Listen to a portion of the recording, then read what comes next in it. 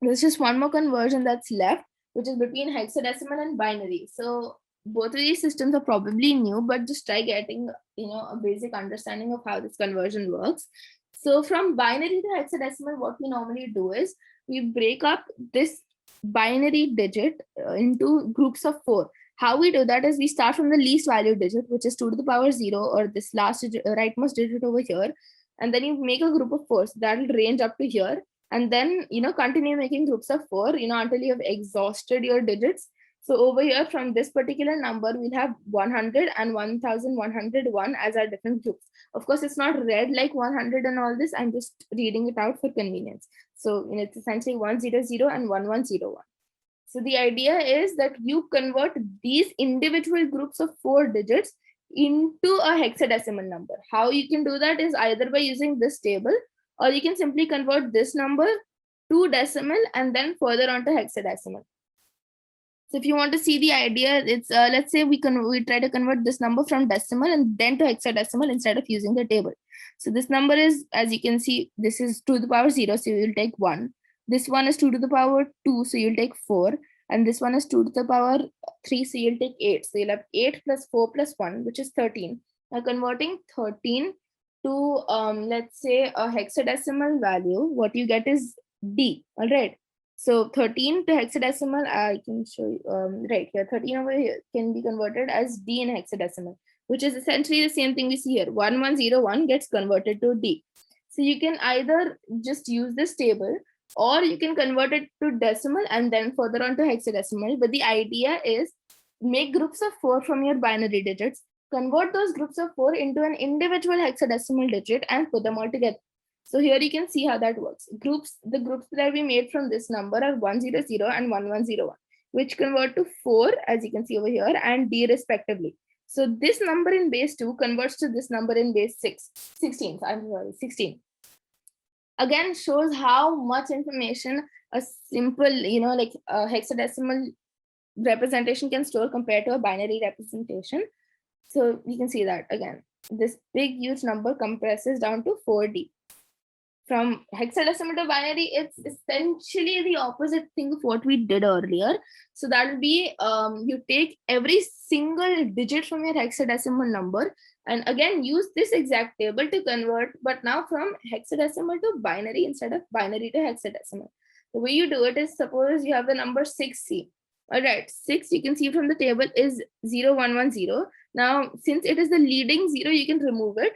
But if it's any other case, just avoid removing it. You can keep the zeros. If you have any kind of confusion of when to remove it, it's just best to keep the zeros. All right, but anyways, in this case we can remove it. So 6 translates to 110, C translates to 1100. All right, again you can convert C to decimal and then move it to binary, but that's just a waste of effort. So you can just use this table and then you can just cram it all together. So 6C essentially would be, just put these one after the others. 110 from the 6 and then 1100 from C. So 6C translates to 110 So that's a very basic way. You take every individual digit, you convert them separately into binary, and then you put it all together. It's exactly the opposite of what we did in binary, and hopefully you got the idea of how to do that. All right. So over here, we come to the uses of different kinds of data representation. First, we'll start with binary.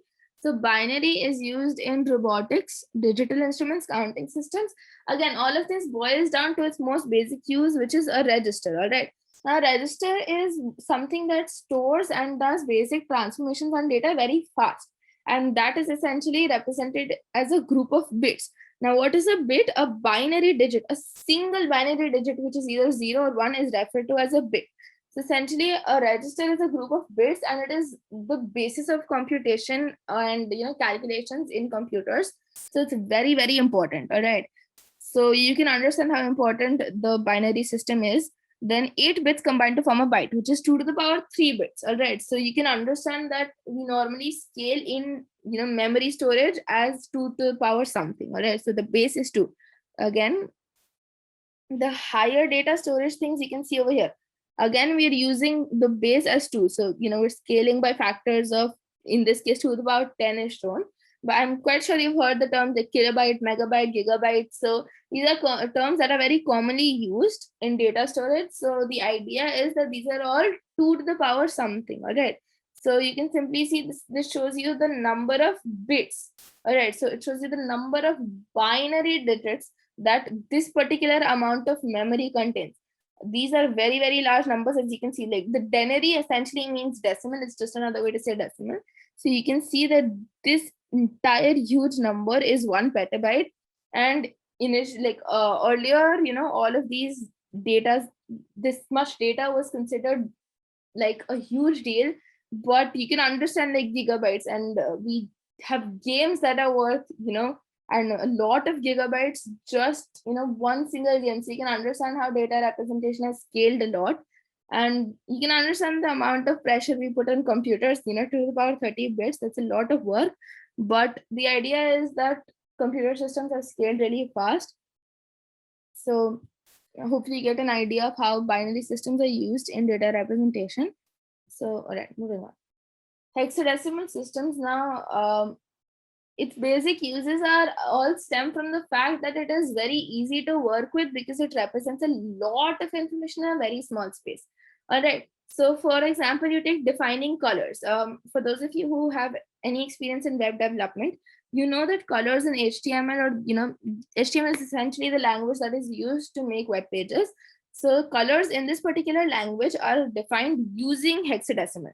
What this means is that in say this number, this thing you can see over here, FFBB00, what it signifies is a particular color. How this works is there are 2 digits for red, 2 digits for green, and 2 digits for blue.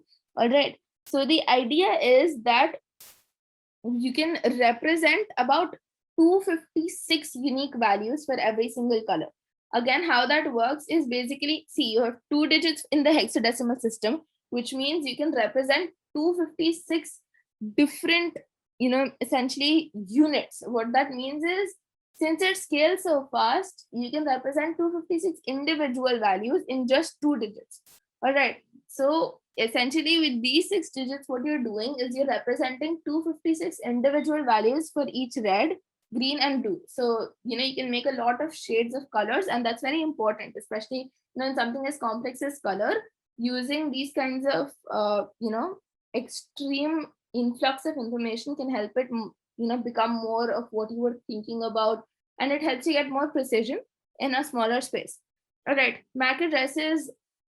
Again, this is just a simple MAC address. You can see C, B, F, which is not commonly used, when you're talking about numbers, but it is a crucial part of the hexadecimal system.